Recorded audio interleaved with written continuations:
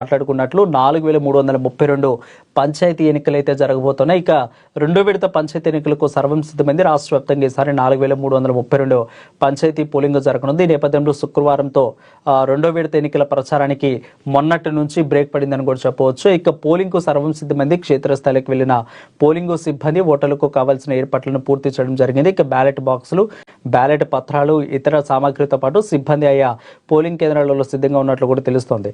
So breaking అంశంగా మనం చూసుకున్నట్లయితే కరీంనగర్లో ఒక పంచాయతీలో చూసుకున్నట్లయితే వాళ్ళు ఓటర్ లిస్ట్, పాత ఓటర్ లిస్ట్ ఏవైతే మన అసెంబ్లీ ఓటర్ లిస్ట్ ఉంటుందో దాన్ని తెచ్చినట్లు బ్రేకింగ్గా చెప్పవచ్చు. అయితే దాన్ని వాళ్ళు తెస్తే ఒక అరగంట వరకు కూడా ఈ ఎలక్షన్ ఆగిపోయింది. ఆ తర్వాత మళ్ళీ కొత్త ఓటర్ జిరాక్స్లు ఇచ్చేసరికి మళ్ళీ కరీంనగర్ ఒక పంచాయతీలో మళ్ళీ దాన్ని కొనసాగించడం అయితే జరిగినట్లు కూడా మనకు తెలుస్తోంది. సో అది బ్రేకింగ్గా మనం చెప్పవచ్చు.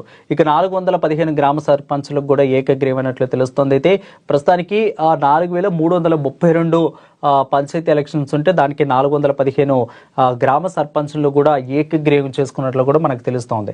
అయితే ఇక రెండో విడతలో గ్రామ పంచాయతీ ఎన్నికలు జరగాల్సి ఉండగా 5 చోట్ల నామినేషన్ దాఖలు కాలేదు. ఇక 415 గ్రామాల్లో సర్పంచులు ఏకగ్రీవం అయ్యారు. ఇక దీంతో మిగిలిన 3906 ప్రస్తుతానికి 3906 సర్పంచ్ స్థానాలకు 13,128 మంది అభ్యర్థుల బరిలో ఉన్నట్లు తెలుస్తోంది.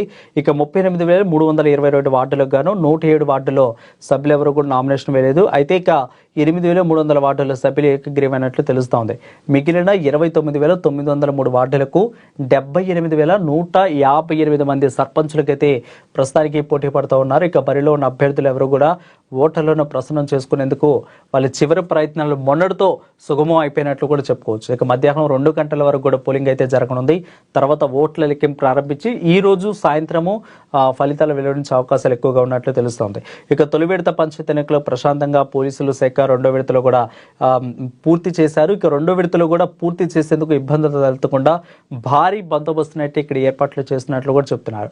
ఇప్పటికే గ్రామాల వారికి అభ్యర్థులు కూడా మద్దతుదారులతో సమావేశం నిర్వహించి పోలీసులు అధికారులు కూడా అన్ని ఏర్పాట్లు తీసుకున్నట్లు కూడా మనకు తెలుస్తోంది.